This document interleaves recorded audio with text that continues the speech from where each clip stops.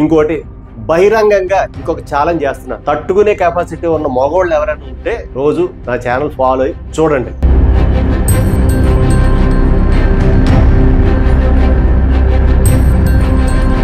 క్లారిటీగా క్లియర్గా ఒక విషయం చెప్తున్నాను.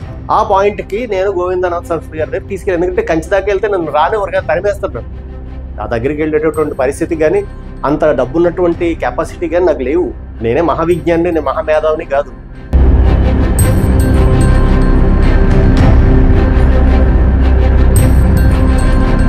శ్రీపాద వల్లభుడు కూడా శిరసా నమామి, నాకు ఆ ప్రాబ్లం అయితే ఏం లేదు. 1982లో మొదలుపెట్టి 2007 వరకు వచ్చినటువంటి ఆదాయాన్ని వీళ్ళు ఏం చేశారు?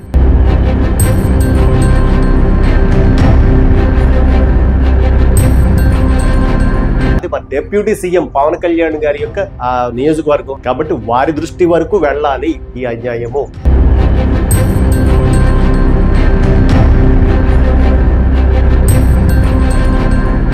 అసలు ఏంటి ఈడు మూల సంఖ్య ప్రాబ్లం ఏంటి అని మూలంలోకి వెళ్తే నాకు తెలిసింది ఏంటంటే ఈడు సాయిబాబా భక్తుడు. సో శంకరాచార్య 4 పీఠాలు పెట్టారు కదా, ఈ 4 పీఠాలకి సంబంధించిన పీఠాధిపతులు షిరిడి సంస్థానం వాళ్ళతో ఒక 1 అవర్ 2 అవర్ 3 అవర్ డిబేట్ లో పెట్టుకోవాలి. సాయిరామ్, మరి సాయిబాబాకి సీత ఏమవుతుందిరా? చెప్పరా పంక, చెప్పు. ఈడేమో ఇటు సనాతన ధర్మ రక్షకుండట, దానికోసం ప్రాణాలు ఇచ్చేస్తాడట. ఈడు ఎవరు ప్రాణాలు ఇస్తాడో తెలుసా?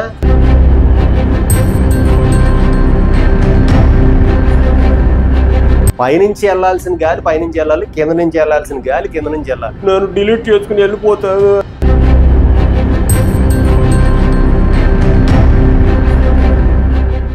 అడే నమస్తే. సో నా ఎవరైతే ఫాలోవర్స్ ఉన్నారో వాళ్ళు, అలాగే కొంతమంది పెద్దలు విజ్ఞులు నాకు ఒక సూచన అయితే చేశారు. అదేంటంటే శ్రీపాద శ్రీవల్లభ చరితామృతం గురించి నువ్వేమనుకుంటున్నావు అన్నది మా క్లారిటీ సరిగ్గా తెలియట్లేదు. అసలు నీ స్టాండ్ ఏంటి అని అడిగారు. సో అది కాకుండా ఈ మధ్య బోడిగుండు ఒకటి వేసుకున్నాడు ఎవడో ట్రావెలర్, నేను మొత్తం హిందూ ధర్మాన్ని రక్షించేస్తా అని ఓ గుండేసుకుని వాగుతున్నాడు. ఆడికి ఆల్రెడీ మనం చెప్పాను ఎంటలే, కాకపోతే లాస్ట్ శివరాకర్లో పనికిమాలినోడు కాబట్టి శివరాకర్లో చిన్న ఫినిషింగ్ టచ్ ఇచ్చేద్దాం. వదండి. అన్ని దానాల్లోకి లైకుల దానం, షేర్ల సాయం అత్యుత్తమైనవి. అలాగే మీ మంచి మనసుతో మీ వేలు అలా సబ్స్క్రైబ్ బటన్ మీద కొట్టారనుకోండి, ప్రజా సమస్యల నుంచి ప్రపంచ రాజకీయాల వరకు ఇక్కడే మాట్లాడేసుకోవచ్చు. మీ అభిప్రాయాలు పనిచేసుకోవచ్చు. Please like, share, subscribe my channel. ఇట్లు యువర్స్ లవ్వింగ్లీ సూర్య ఆకుండి. ఇక మొదలెడదామా? చూడండి, ఇప్పుడు దత్త సాంప్రదాయము ఏదైతే ఉందో దాంట్లో శ్రీపాద వల్లభుడు, నృసింహ సరస్వతి వీటితో స్టార్ట్ చేసి సో సాయిబాబా వరకు లింక్ అయితే పెట్టారు. సో దీని మీద నీ స్టాండ్ ఏంటి అని అడుగుతున్నారు. సో క్లారిటీగా క్లియర్గా ఒక విషయం చెప్తున్నాను. నేను శ్రీపాద శ్రీవల్లభుడికి వ్యతిరేకమైతే కాదు.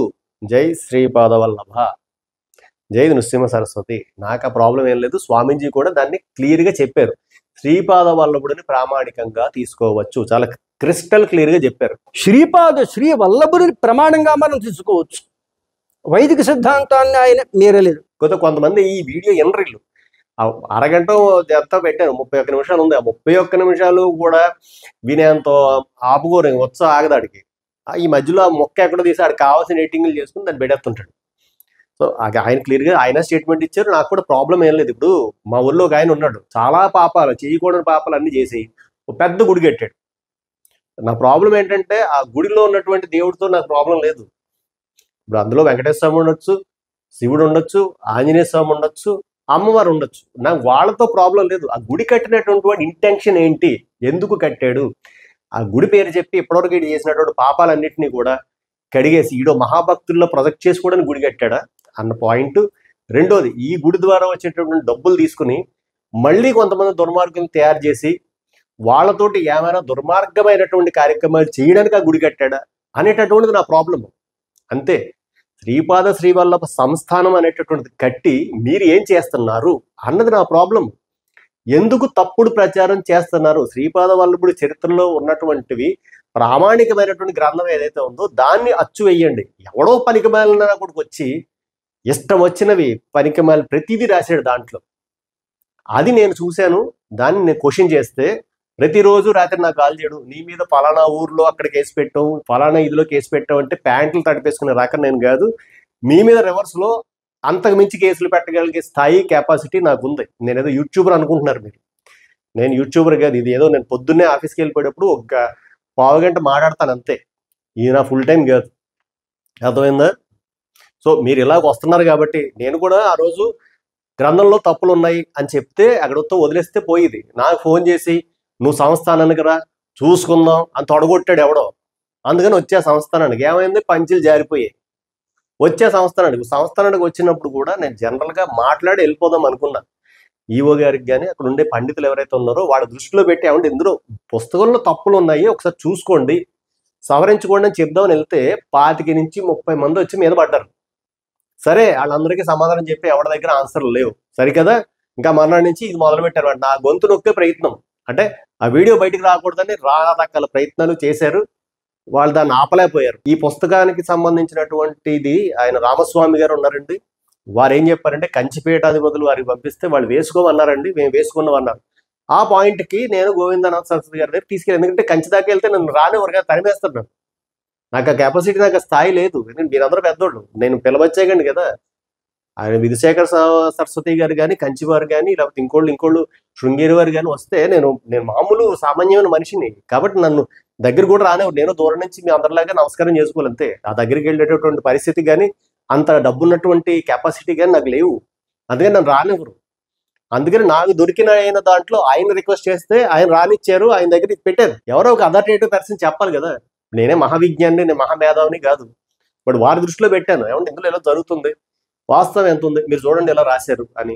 దానికి ఆయన స్పందించారు, చింపేశారు. ఈ పేజీని మనం చించి వేసేయాలి. ఆ చింపడంతో వచ్చింది అసలు ప్రాబ్లం. ఇంకా అక్కడి నుంచి నాకు మళ్ళీ రాత్రులు కాదు, నీ మీద ఆ సెక్షన్లో పెట్టాం, ఈ సెక్షన్లో పెట్టాం, నీ ఇష్టం వచ్చినట్టు పెట్టుకో. ఇంకోటి బహిరంగంగా ఇంకొక ఛాలెంజ్ చేస్తున్నాను. మీరు రాసినటువంటి తప్పుడు రాతల్లో కేవలం 3 పేజీలే చదివాను నేను. ఆడెవడో 2-3 పేజీలు చదివితేనే కాదు మొత్తం గ్రంథం చదవు అని చెప్పి ఎవడో రోజు పెడుతున్నాడు. రే, మీ అందరికీ ఇక నుంచి ప్రతిరోజు వీలైతే కొన్ని పేజీలు ఒక్కొక్క అధ్యాయం చదివి దాన్ని సంపూర్ణంగా వివరిస్తాను. తట్టుకునే కెపాసిటీ ఉన్న మగవాళ్ళు ఎవరైనా ఉంటే రోజు నా ఛానల్ ఫాలో అయ్యి చూడండి. అందులో జనరల్గా మీరు కూడా తెలుసుకోవాలి, అమాయకంగా పారాయణ చేస్తున్నటువంటి మీరే బలవుతున్నారు, మీ డబ్బులు అక్కడికి వెళ్తున్నాయి. ఇందాక చెప్పాను కదా, గుళ్ళో ఉన్న దేవుడితో నాకు ప్రాబ్లం లేదు, శ్రీపాద వల్లభుడు కూడా శిరసా నమామి, నాకు ఆ ప్రాబ్లం అయితే ఏం లేదు. కాకపోతే ఆ ఇంటెన్షన్ బిహైండ్. సంవత్సరానికి 20 కోట్ల రూపాయల ఆదాయం వస్తుంది. 1982లో మొదలుపెట్టి 2007 వరకు వచ్చినటువంటి ఆదాయాన్ని వీళ్ళు ఏం చేశారు? ఇప్పుడు వస్తున్నటువంటి ఆదాయం కూడా పక్కదారులు పట్టేటట్టే వెళ్ళిపోతుంది. అదంతా మన డబ్బు, ట్యాక్స్ పేయర్స్ డబ్బు. దీనికి సమాధానం చెప్పాలి. ప్లస్ ఆ పిఠాపురం ఏదైతే ఉందో అది మన డిప్యూటీ సీఎం పవన్ కళ్యాణ్ గారి యొక్క ప్రస్తుతం ఉన్నటువంటి ఆ నియోజకవర్గం. ఆయన ఎక్కడి నుంచి అయితే పోటీ చేసి గెలిచారో అక్కడే ఉంది. ఆయన సాక్షిగా ఈ అన్యాయం జరుగుతోంది.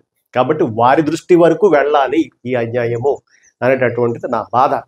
ఎందుకంటే మహారాష్ట్ర నుంచి వచ్చినటువంటి భక్తులను ఒకలా చూస్తారు.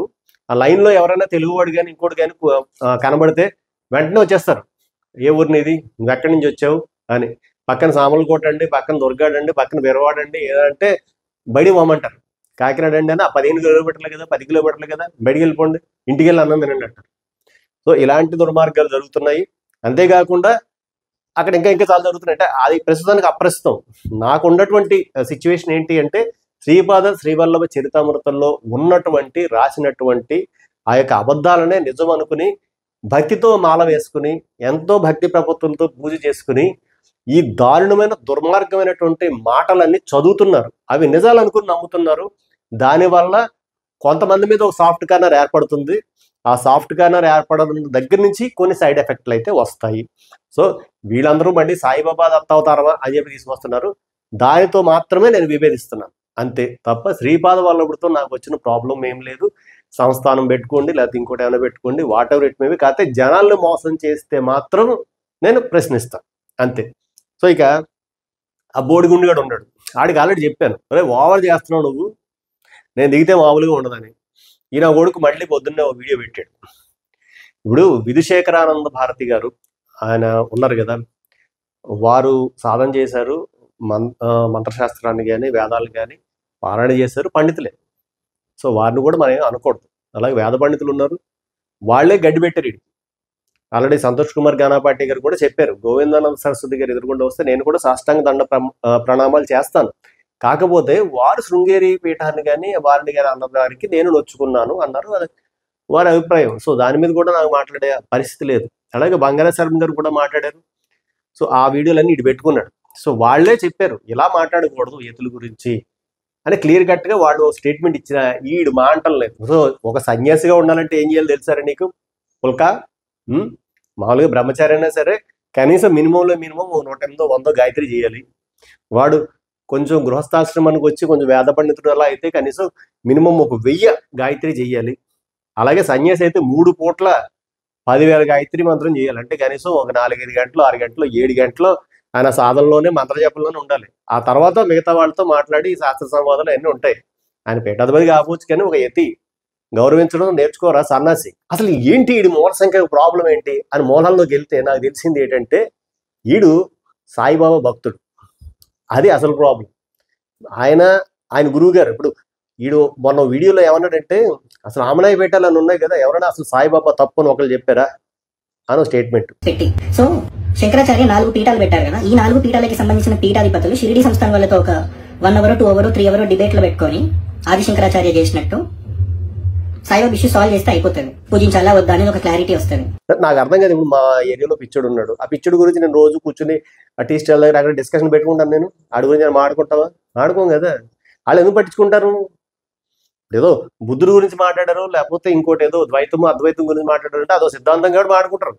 ఇందులో ఏముంది ఆ సిద్ధాంతం? నీ బొంద, నీ బోడి, నీ బొచ్చుని ఏం లేదు అక్కడ. అందుకని మాట్లాడలేదు.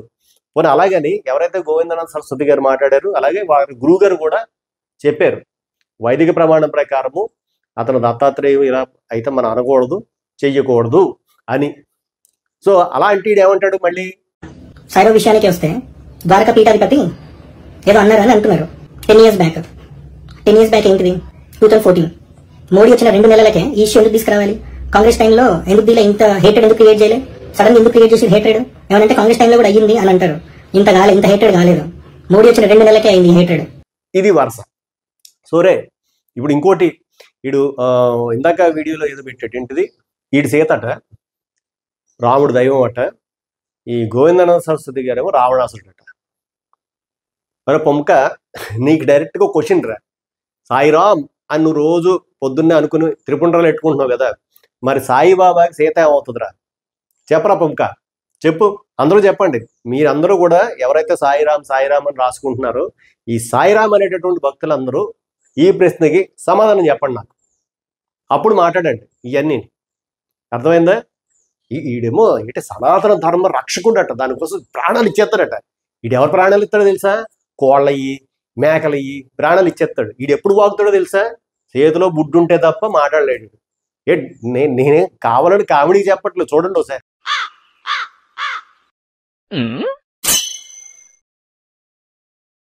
ఇది ఈడు వ్యవహారం. ఈడు మళ్ళీ సనాతన ధర్మాన్ని రక్షించేస్తాడట. ఏంటి ఎవరు ఒక టిండు బీరుకిని బాటిల్ బుడ్డి సారాకిని 4 సిగిన మొక్కలకే నువ్వు ఇలాగ అయిపోతుంటే పొద్దున్నైతే సాధన చేసుకునే వాళ్ళు మరి మేమేం చేయాలిరా? ఏం చేయాలి పొమ్మక? ఏం చేయాలి? కాబట్టి ఎక్కువ మాట్లాడమంటే బాగోదు. మరి ఇప్పుడు పైనుంచి వెళ్ళాల్సిన గాలి పైనుంచి వెళ్ళాలి, కింద నుంచి వెళ్ళాల్సిన గాలి కింద నుంచి వెళ్ళాలి. పైనుంచి తినాలా, కింద నుంచి వెళ్ళాలా. నువ్వు రివర్స్లో చేస్తున్నావు. అర్థమైందా? కింద నుంచి వెళ్ళాల్సిన గాలి వదులుతున్నావు, కింద నుంచి వెళ్ళాల్సిన దాన్ని కక్కుతున్నావు. కాబట్టి అలా చేసావంటే పెంటలో ముంచి చెప్పుతో మింగాల్సి వస్తుంది. అర్థమైందా?